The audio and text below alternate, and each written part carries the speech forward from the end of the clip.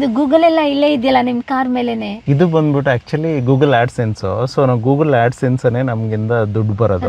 ಅಂದ್ರೆ YouTube Google AdSense ಎರಡೂನು merge ಆಗಿರೋದು, ಅಂದ್ರೆ ಕನೆಕ್ಟ್ ಆಗಿರೋದು. ಯೂಟ್ಯೂಬ್ ಇಂದ ಗೂಗಲ್ ಆಡ್ಸೆನ್ಸ್ ಅಕೌಂಟ್ ಗೆ ದುಡ್ಡು ಬರುತ್ತೆ, ಅಲ್ಲಿಂದ ನಮ್ಮ ಅಕೌಂಟ್ ಗೆ ದುಡ್ಡು ಬರುತ್ತೆ ಹೇಳ್ಬೇಕಂದ್ರೆ ಅದು. ಸೊ ಹಂಗಾಗಿ ಅದು ಟಾಪ್ ಅಲ್ಲಿ ಇರೋದು. ಟಾಪ್ ಅಲ್ಲಿ ಇದೆ, ಯಾಕಂದ್ರೆ ಇದ್ರಿಂದಲೇ ದುಡ್ಡು ಬರೋದಲ್ಲ. ಹಾಗಾಗಿ ಗೂಗಲ್ ಆಡ್ಸೆನ್ಸ್ ಕೂಡ ಒಂದು ಲೋಗೋನ ಇವರು ಸ್ಟಿಕರಿಂಗ್ ಮಾಡಿಸಿದ್ದಾರೆ. ಮತ್ತೆ ಇದೇನಿದು? ಇದು ಬಂದು ರನ್ ಕ್ಯಾಮು.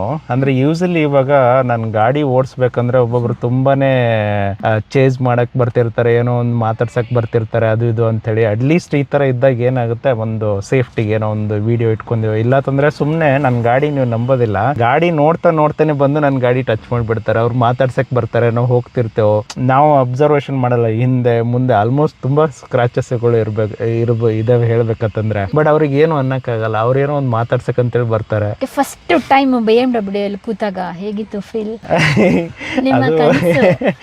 ಅದು ಬಾಯಿಂದ ಹೇಳಕ್ಕಾಗಲ್ಲ ಅಷ್ಟೊಂದು.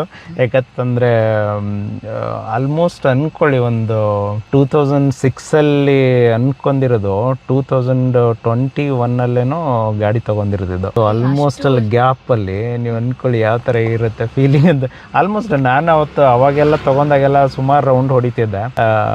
ಬಟ್ ಅದಷ್ಟು ಈಸಿಯಾಗಿ ಹೇಳಕ್ಕಾಗಲ್ಲ ಬಾಯಿಂದ. ಅದನ್ನ ಯಾವ್ದಾದ್ರು ಒಂದು ಸೈಟಿಗೆ ಹಾಕಿದ್ರೆ ಇನ್ವೆಸ್ಟ್ ಒಂದು ಅಸೆಟ್ಸ್ ಆಗಿರೋದಲ್ಲ ಅಂತ ಮನೆಯವ್ರು ಯಾರು ಏನು ಹೇಳಿಲ್ವಾ? ಇಲ್ಲ, ಅವಾಗ ಅದು ಯಾವ ತರ ಅಂತಂದ್ರೆ, ಇದು ನನ್ ಗಾಡಿ ತಗೊಂಡಿರೋದು ಬಾಳ ಆದ್ರೆ ಒಂದು ಟೋಟಲ್ ಆವರೇಜ್ ಇನ್ಕಮ್ ಅಲ್ಲಿ ಒಂದು 5% ಅನ್ಕೊಳ್ಳಿ ನಾನು. ಸೊ ಗಾಡಿ ತಗೊಂಡಿರೋ ದುಡ್ಡು ಅಷ್ಟು. ಸೊ 95% ನಾನು ಇಟ್ಕೊಂಡಿರೋದು. ಬಟ್ ಬೇರೆ ಬೇರೆ ಲಾಸಸ್ ಆಗಿದೆ. ಅಂದ್ರೆ ಇವಾಗ ಸ್ಟಾಕ್ ಮಾರ್ಕೆಟ್ ಅಲ್ಲಿ ಒಂದು 65 ಲಕ್ಷ ಲಾಸ್ ಆಯ್ತು.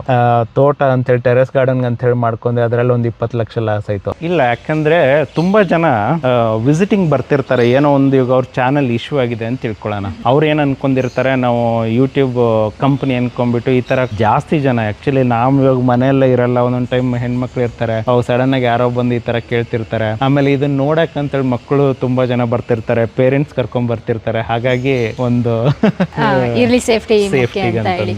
ಮತ್ತೆ ಇಲ್ಲೂ ಮನೆ ಮುಂದೆನೆ ಬೋರ್ಡ್ ಹಾಕೊಂಡಿದ್ದೀರಲ್ಲ, YouTuber channel name make your own creation ಅಂತ ಹೇಳಿ. ಇದು ಹಾಕಿ ತುಂಬಾ ದಿವಸ ಆಗೋಯ್ತು.